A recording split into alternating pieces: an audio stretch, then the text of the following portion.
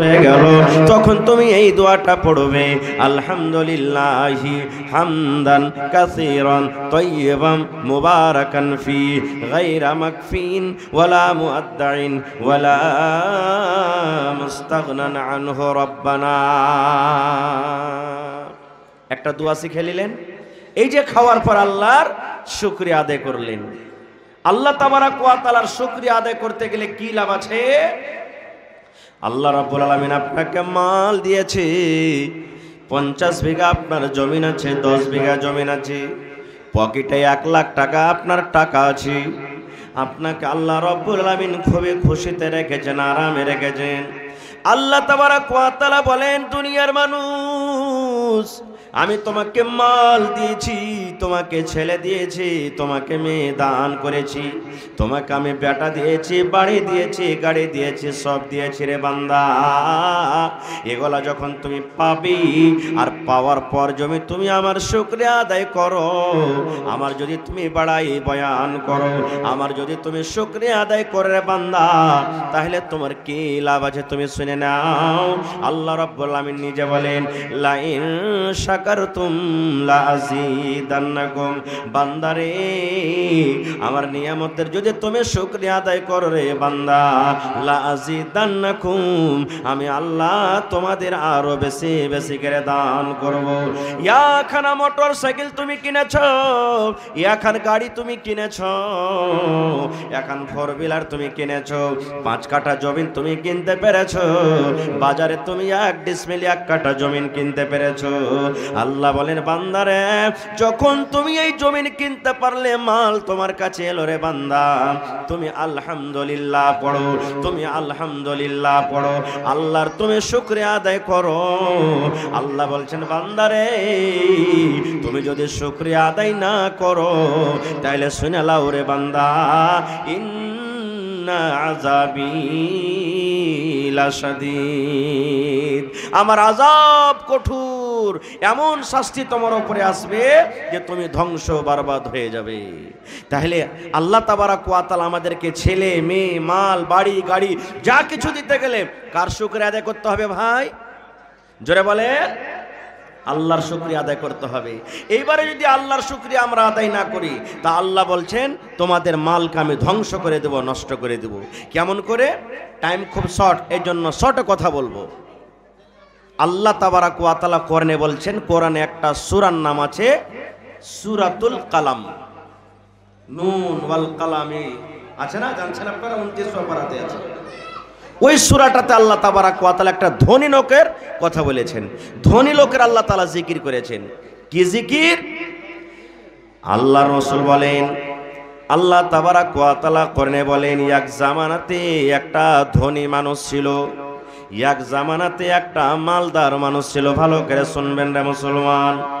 আল্লাহ বলেন, দুনিয়ার মানুষ রে, এক জামানাতে এক টাইমে একটা ধনী মানুষ ছিল রে, একটা মালদার মানুষ ছিল।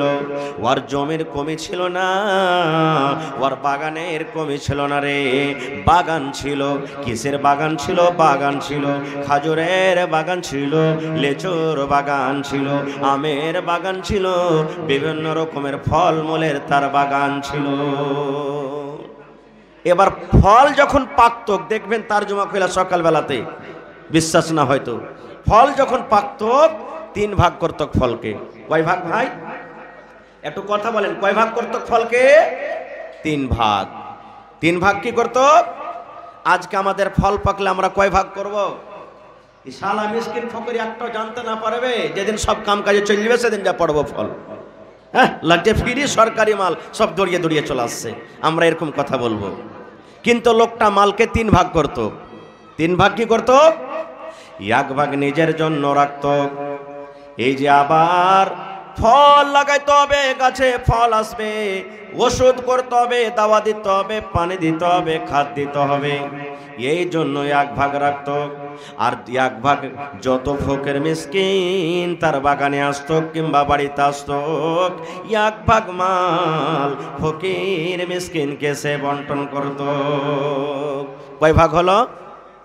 কয় ভাগ হলো? 2 ভাগ। 1 ভাগ কি করত? নিজের ছেলে মেয়ের জন্য রাখত। মালকে 3 ভাগ করত, বাগানের যত ফলমূল হইতো 3 ভাগ, 1 ভাগ নিজের জন্য, ছেলে মেয়ের জন্য, 1 ভাগ পানি দিবে, ওষুধ দিবে, আবার কিছু করবে খরচ বরচের জন্য, আর 1 ভাগ ফকির মিসকিনের জন্য রাখতো। এবার লোকটা যখন দুনিয়া থেকে চলে গেল, যতদিন লোকটা বাঁচলো এরকমই সিস্টেম ছিল 3 ভাগ। এবারে যখন লোকটা দুনিয়া থেকে চলে গেল, ওর ছেলেরা তখন বাঁচলো। আপসের মধ্যে যখন ফল পাকবো হয়ে এসেছে, তখন একদিন ওরা আপসের মধ্যে গল্প করছে, সবটি ভাই মিলে, ওই বুড়াটার বেটারা মিলে। বলছে কি? বলছে ভাই রে শুন, আমাদের বাপ খ্যাপা লোক ছিলেন, ভালো মানুষ ছিল না, হ্যাঁ, ফ্রিতে মাল সবকে দিয়ে দিত, মাল বাড়িতে রাখত না খো, সমস্ত মালকে বন্টন করে দিত। আমরা ওগুলা করতে পারবো না খো, আমাদের ছেলে মেয়ের পেট পিন্ধনা ছেড়ে নেই, আমরা কোনো ফকির মিসকিনকে বাঁটতে পারবো না বাপের মতন করে।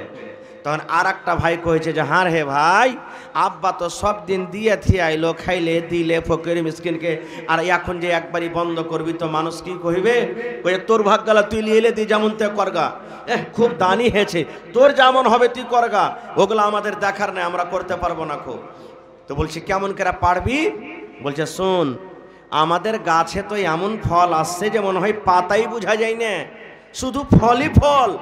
তো এক কাজ করব, দিনের বেলাতে যেতে গেলে তো সবারই যায় বাগানে লিয়ে সাধনা হয়ে আছে, অভ্যাসে আছে, তো দিনের বেলাতে যাব না, রাইতের বেলাতে আমরা ফল পাড়তে যাব, আর সমস্ত ফলকে পেড়ে রাইতের বেলাতে বাড়িতে নিয়ে আসবো, যাতে কোনো ফকির মিসকিন জানতে না পারে। আহা হা হা, দেখেন বাপ করতেন 3 ভাগ, আর বেটারা ফকির মিসকিনকে জানতে দেবে না, রাইতের বেলাতে পারতে যাবে। ঠিক এই কথা বলে তারা রাইতে বলছে একটু শুইতে যায়, এখন কিছুক্ষণ পর যাব। ঠিক যখন রাত 10টা 11টা 12টা ধরেন এরকম হয়েছে, এক ভাই আর এক ভাই বলছে রে উঠ উঠ রে খ্যাপা, উঠ তাড়াতাড়ি করে উঠ রে খ্যাপা, উঠ তাড়াতাড়ি করে উঠ। বলছে কি হয়েছে? আরে টাইম হয়ে গেছে, চল সকাল না তো হয়ে যাবে, ফকির মিসকিন গ্রামের সব চলে যাবে বাগানে, চল বাগান ফল পাড়তে যাবি না? এক ভাই আর এক ভাইকে উঠিয়ে এবার বাগানের দিকে হাঁটতে লাগলো। বন্দরে আমার আল্লাহ রাব্বুল আলামিন কোরআনে বলেন, আরে দুনিয়ার মানুষ, তারা ফল পাড়ব বলে বাগানের দিকে তারা রওনা হয়ে গেছে। এখন বাগানের ফল আমরা পাড়ব, দুনিয়ার কোনো মানুষ যেন জানতে না পারে, দুনিয়ার যেন কোনো ফকির জানতে না পারে, দুনিয়ার যেন কোনো মিসকিন না জানতে পারে। আমরা যাব রাতারাতি ফল পাড়ে নিব। এইবারে হেঁটে চলে যাই, সুবহানাল্লাহ। বাগান কোথায় আছে? রাতের বেলাতে বাগান কিন্তু খুঁজে পাওয়া যায় না, বাগান খুঁজে পাওয়া যায় না।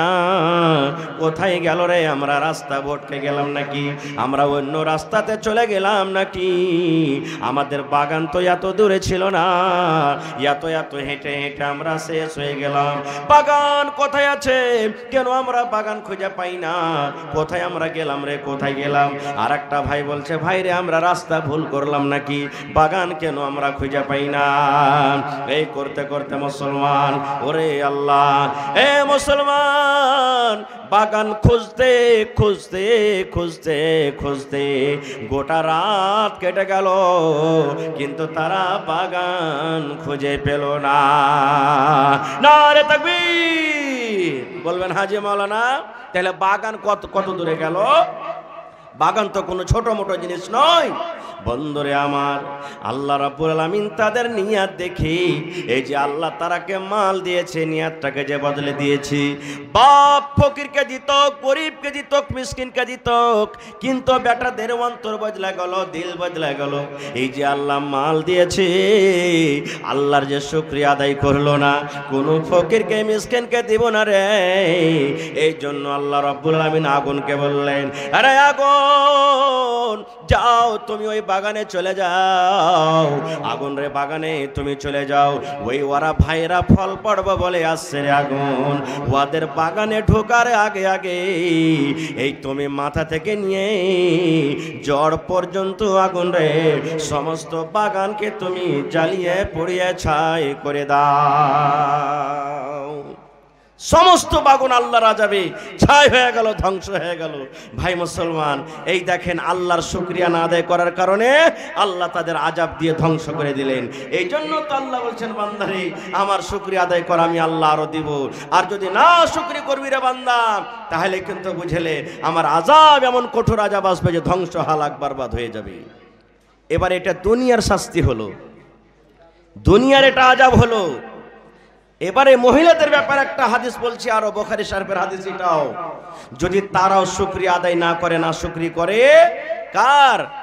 মানুষের। এটা তো আল্লাহর শুকরিয়া আদায় করলো না। আল্লাহ তাবারাক ওয়া তাআলা আমাদেরকে রুজি দিচ্ছেন, পানি দিচ্ছেন, খাবার দিচ্ছেন, সব দিচ্ছেন, আল্লাহর শুকরিয়া না আদায় করার কারণে এত বড় পাপ, এত বড় সাজা। এবারে যদি মানুষেরও যদি শুকরিয়া না আদায় করে মানুষ, তাহলে আল্লাহ তাকে শাস্তি দেবে। কেমন? আল্লাহর রাসূল একদিন ঈদ কিংবা বকরা ঈদের নামাজ পড়ার জন্য ঈদগাহের মাঠে গেছেন। ঈদ বকরা ঈদের নামাজ আমরা ঈদগাহের মাঠে পড়ি না ভাই? ঈদগাহে গেছেন। প্রথমে নামাজ হলো, নামাজের পর খুতবা চালু হলো। জুমার নামাজ আগে না খুতবা আগে? বলেন জি, খুতবা আগে, নামাজ পরে। ঈদ বকরা ঈদের নামাজ আগে না খুতবা আগে? জোরে বলেন। হ্যাঁ, খুতবা আগে না নামাজ আগে? নামাজ আগে, খুতবা পরে। আর জুমাতে খুতবা আগে, নামাজ পরে। এইবারে আল্লাহ রাসূল সাল্লাল্লাহু আলাইহি সাল্লাম নামাজের পর খুতবা শুরু করলেন। নবীর জামানাতে তো মাইক ছিল না যে জোরে জোরে কথা হবে। নবীজি বেলালকে বলছেন, বেলাল উঠো। এই দেখেন আজকে মা খালাদের জন্য যেমন সুন্দর ব্যবস্থা করা হয়েছে, আল্লাহর নবীর জামানাতে মহিলারাও ঈদগাহে নামাজ পড়তো, তাদের ব্যবস্থা হইতো। যেমন পুরুষরা ঈদগাহে নামাজ পড়িতে আসবে, মহিলারাও ঈদগাহে নামাজ পড়িতে আসবে। আর আল্লাহর নবীর হাদিস আছে যে, ও মহিলা, তোমরা ঈদগাহে নামাজ পড়িতে যাও, ঈদ বকরা ঈদের নামাজ ঈদগাহে পড়িতে যাও, কারণ ঈদগাহে তোমরা নামাজ পড়বে। নবী বলেছেন, যদি কোনো মহিলার হাইজ মাসিক যদি হয়, ও তো নামাজ পড়িতে পাবে না। নবীজি বলছেন যে তুমিও যাও ঈদগাহের মাঠে, যখন নামাজের টাইম হবে, জামাত খাড়ো হবে, ওই টাইমখানে তুমি সাইডে হয়ে যাবে, আলাদা হয়ে যাবে। বাকি খুতবা শুনবে, ওয়াজ শুনবে, তাসবিহ তাহলিল জিকির আজকার তুমি করবে। তাহলে মহিলারাও ঈদগাহে নামাজ পড়িতে যেতেন আল্লাহ রাসূলের জামানাতে। এবার নবীজি বেলালকে বলছেন, বেলাল চলো মহিলাদের কাছে। কাতার চিরে চিরে, সাপ চিরে চিরে নবীজি মহিলাদের কাছে চলে গেলেন। এইবারে নবীজি ঈদগাহের মাঠে ওয়াজ শুরু করে দিলেন। ইয়া মাশারান নিসাই তাসাদদাকুনা ফাইন্নী উরিতুকুন্না আকসারা লিন্নার। ওরে সুবহানাল্লাহ, আল্লাহর নবী ওয়াজ শুরু করে দিলেন। মহিলার দল,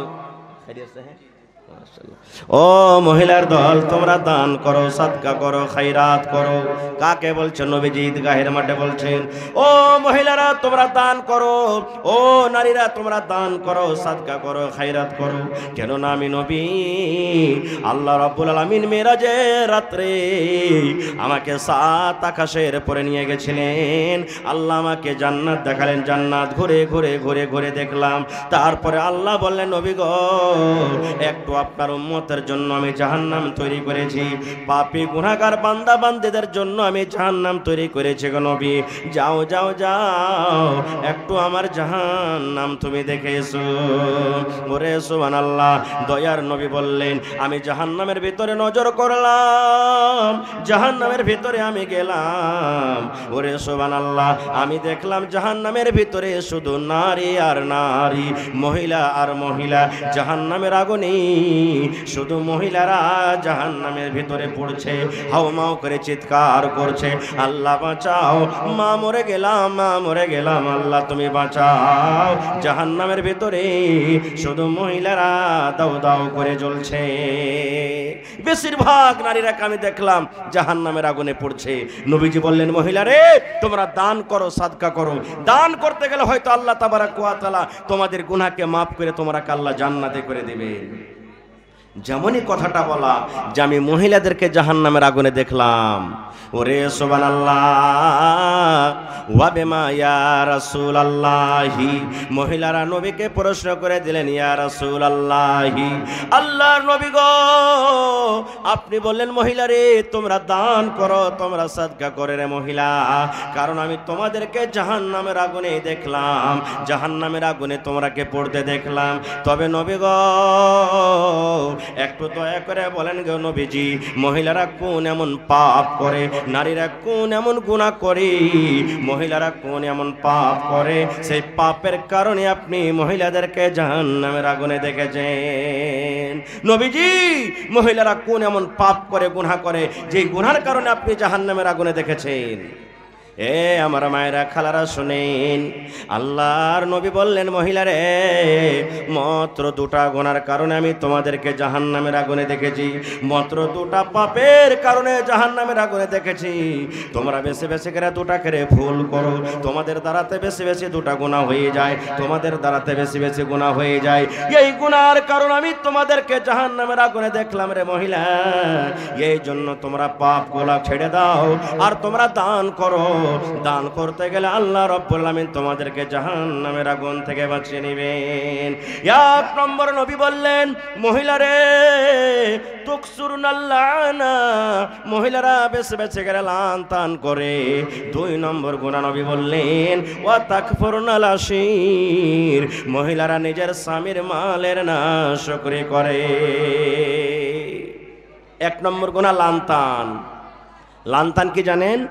আমার কোনো মা খালা দাদি নানি সন্ধ্যা লাগতে যাইছে, ছেলেরাকে বলছে হোদলা রে এ বানি ইসরাইল, আরে কোয়েল মে কুণ্ঠে গেল, হায় রে আল্লাহ রে, ওর বাপ যে কুণ্ঠে যায় থেকে গেল, ওই খালে ভরা খালে সুতা, কখন বাজার যাবে, কখন তাই তরকারি আনবে, সূর্য যে ডুবতে যাইছে, যা তো ডেকে এলে তো তাড়াতাড়ি করে।